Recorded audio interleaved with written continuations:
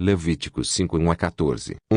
Se alguém pecar por ter ouvido uma voz de maldição e, embora sendo testemunha, for ele mesmo testemunha e não o revelar, levará a sua iniquidade. 2. Ou, se alguém tocar em alguma coisa imunda, seja o cadáver de um animal imundo, seja o cadáver de um animal domesticado, seja o cadáver de um animal rastejante, ainda que o não saiba, será ele imundo e culpado. 3. Ou, quando tocar em imundícia humana, seja qual for a sua imundícia, pela qual ele se torne imundo, ainda que o não saiba, e, passado algum tempo, venha a saber, será ele culpado. 4. Ou, quando alguém jurar, pronunciando com os seus lábios para fazer mal ou para fazer bem, seja qual for o juramento que pronunciar com juramento, e o não declarar, sabendo depois, será ele culpado de uma destas coisas. 5. Será, pois, que, sendo culpado de alguma destas coisas, confessará aquilo em que pecou. 6. E trará ao Senhor, por sua culpa que cometeu,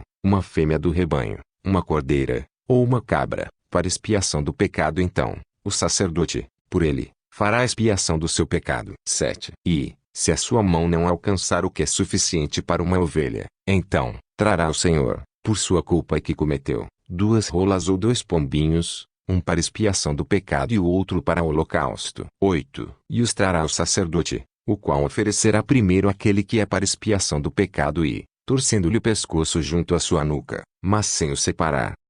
9. Espargirá o sacerdote do sangue da expiação do pecado sobre a parede do altar e o sangue que sobejar sobre o altar, o derramará à base do altar a oferta pelo pecado. 10. E aquele que trouxer a sua oferta queimada, sua oferta ao Senhor, de aves, trará do rolo de pão ázimo, uma das suas ofertas, uma oferta queimada, e um sacrifício pacífico. 11. E o sacerdote a oferecerá no altar, e torcer-lhe-á o pescoço e a queimará no altar e o seu sangue será espremido para a parede do altar. 12. E o oferecerá em oferta queimada, de cheiro suave ao Senhor é oferta queimada ao Senhor. 13. E, se toda a congregação de Israel pecar por ignorância, e for oculto aos olhos da congregação, e fizerem contra algum dos mandamentos do Senhor, no que não se deve fazer, e assim forem culpados.